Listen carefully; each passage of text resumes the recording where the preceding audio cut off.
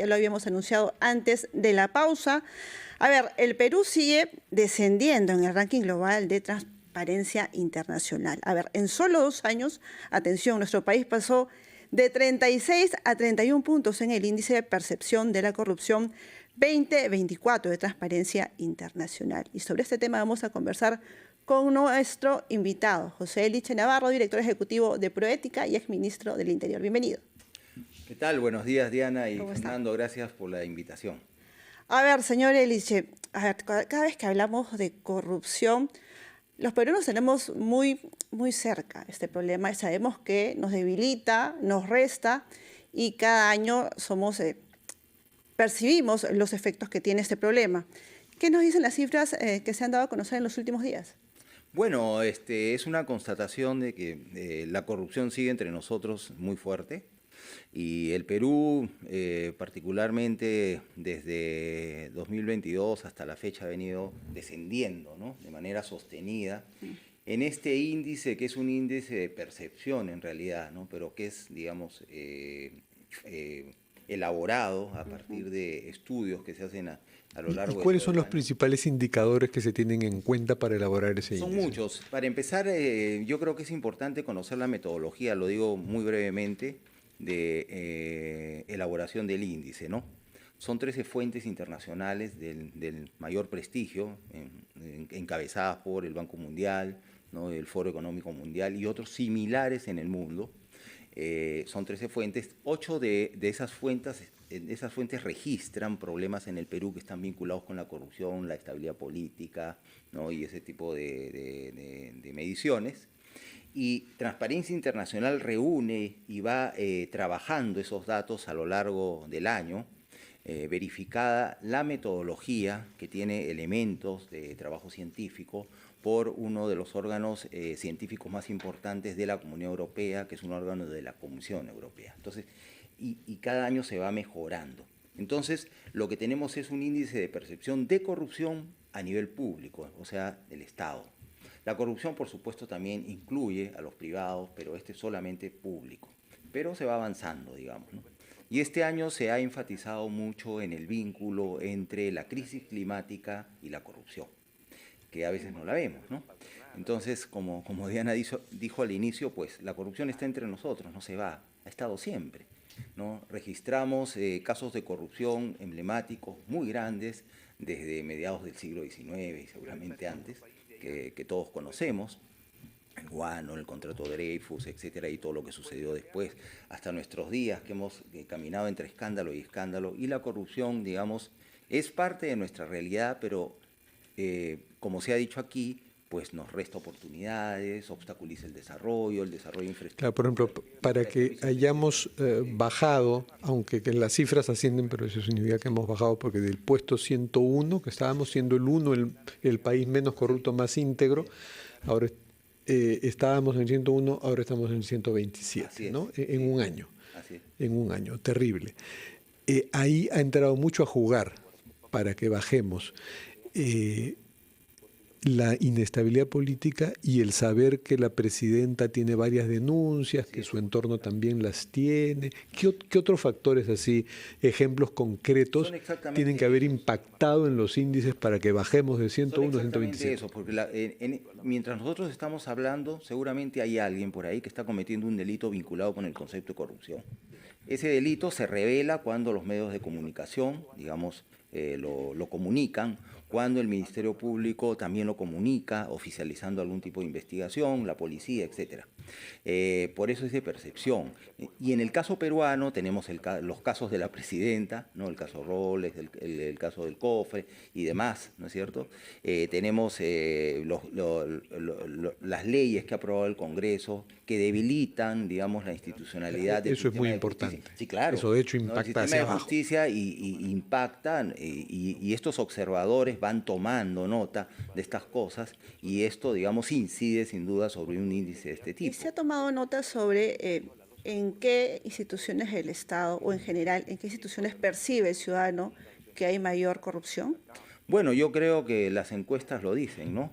Es el Congreso, los gobiernos regionales, algunos gobiernos locales y en el sistema de justicia, que la gente siente que no se hace justicia dentro del tiempo que debería hacerse, ¿no? O sea, no hay solución a sus controversias y a sus problemas en el ámbito de la justicia. Y bueno, en el caso de la policía también tenemos un gran problema, pero yo creo que en los últimos años ha sido más importante el impacto de la corrupción que se ha percibido a nivel de las más altas autoridades del Estado en el Poder Ejecutivo, en el Gobierno y por supuesto en el Congreso, con su vinculación con economías ilegales, que yo les llamo definitivamente criminales, y probablemente pues de crimen organizado, ¿no? Y otros intereses oscuros que vamos conociendo poco a poco. Y Proética, que es la institución que tú, de la que eres director ejecutivo, perdón, yo dije presidente, pero el presidente es Rafael Fernández Stolto, eres el director ejecutivo, y que es el capítulo peruano, la sede peruana de Transparencia Internacional, ¿no? No confundir con Transparencia, otra institución peruana muy, muy sólida. Sí, que quería preguntar lo siguiente. Ya, ven los resultados y cómo los encaran. ¿Cuáles tienen que ser las prioridades para atacar las causas de esa corrupción, de ese descenso en el índice de corrupción? Transparencia Internacional encabeza un sistema de capítulos, ¿no? A nivel mundial, de más de 100 capítulos en todo el mundo. Entonces nosotros vamos coordinando. Por ejemplo, a nivel de la región, hemos recibido, porque tenemos un chat, tenemos diferentes mecanismos de coordinación permanentes todos los días, recibimos el índice, lo estudiamos, lo discutimos entre nosotros y vemos, por ejemplo, en qué ámbitos podemos tomar medidas conjuntas, ¿no? Diferentes países de la región que tenemos, por ejemplo, en el caso de la crisis climática, ¿no? Problemas ambientales, ¿no? Tenemos a Brasil, donde hay un capítulo, tenemos a Colombia, donde hay otro capítulo, tenemos Ecuador, en fin. Entonces, nos juntamos y trabajamos juntos. En el caso peruano, tenemos pues que trabajar sobre los problemas que he conversado, pero también en una llamada de atención a la ciudadanía en general para tomar conciencia sobre los efectos nocivos de la corrupción en nuestra vida colectiva y en nuestra vida individual. Ahora que se va a iniciar el proceso electoral, hay que entrar en la agenda política con este tema. Y ese es un tema que queremos tocar luego de la pausa. Le pido, por favor. Ampliación de noticias. Estamos conversando con José Eliche, director ejecutivo de Proética, exministro del Interior y también ex oficial mayor y ex secretario general de Palacio. José Eliche conoce muy bien el Estado peruano. Hay una pregunta que le estábamos comentando con Diana en la pausa y que queríamos hacerte, José, porque explica mucho de lo que nos está sucediendo ahora y es un nudo vicioso que tendríamos que romper. La correlación entre corrupción política e inseguridad. ¿Agrava la corrupción política los índices de inseguridad? ¿Cómo así? ¿Y qué hacer desde Proética y desde toda la sociedad contra eso?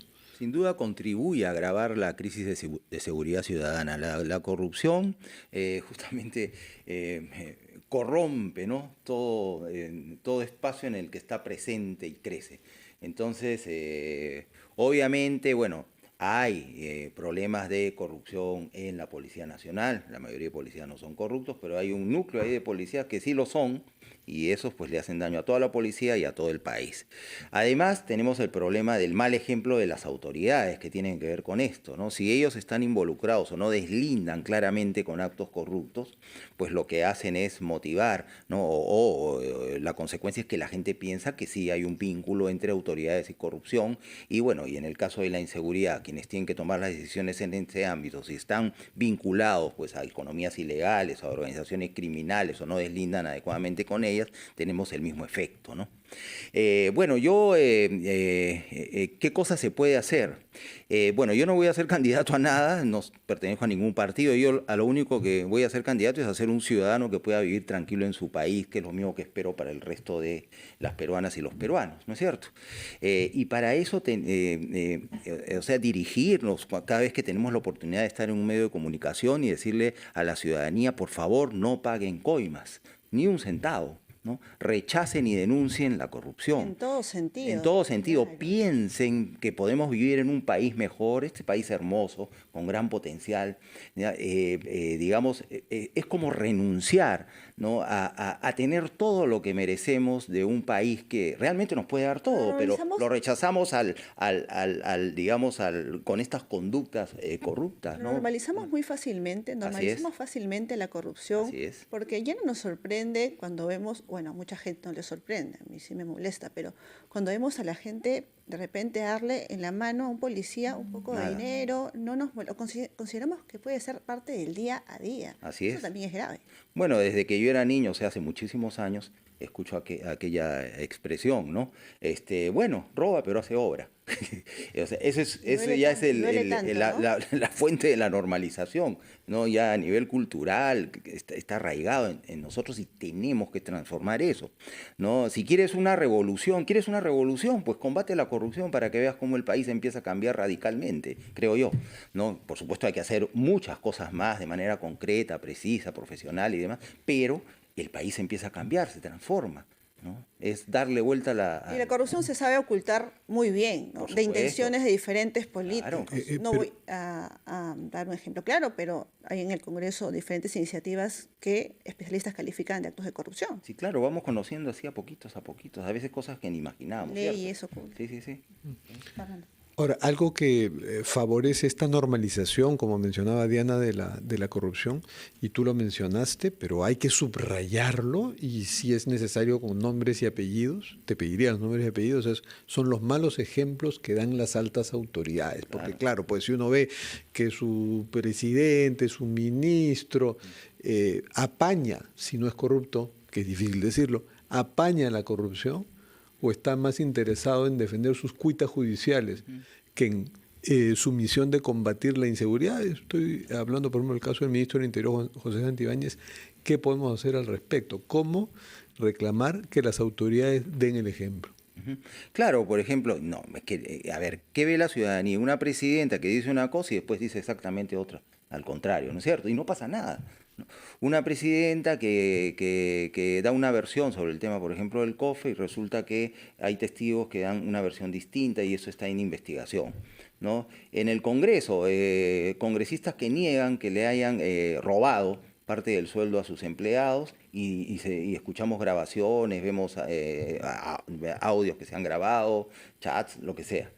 Entonces, ¿qué puede pensar la gente? En el caso de fiscales también, del más alto nivel, también que están vinculados con personas que por lo menos son sospechosas de haber cometido delitos importantes. Entonces, es muy grave, veámoslo por favor, o sea, esto tiene que cambiar. No votemos en las próximas elecciones por nadie que haya intentado, o sea, haya robado un café. No, en el Estado no se roba. En el Estado uno trabaja como, digamos, como servidor público, en beneficio de las personas, y para eso le pagan, recibe un sueldo, y a veces, dependiendo del cargo, son muy buenos sueldos.